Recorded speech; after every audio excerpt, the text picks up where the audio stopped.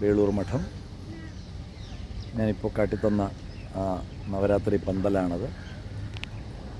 ശ്രീരാമകൃഷ്ണ ക്ഷേത്രമാണ് ഏറ്റവും പ്രസിദ്ധമായ വേളൂർ മഠം എന്ന് പറയുമ്പോൾ തന്നെ ശ്രീരാമകൃഷ്ണ പരമഹംസരുടെ ക്ഷേത്രമാണ്. അതാണ് കാണുന്നത് ദൂരെ.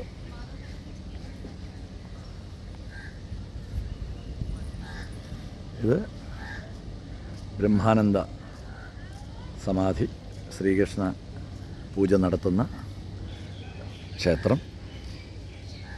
അതുപോലെ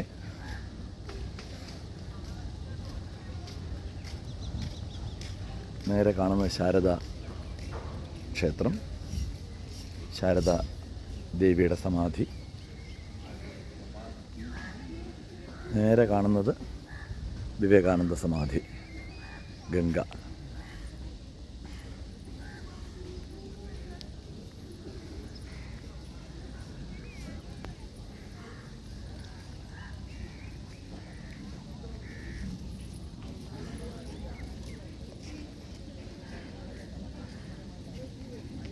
ധാരാളം പേര് കുളിക്കുന്നുണ്ട് ഗംഗയിൽ.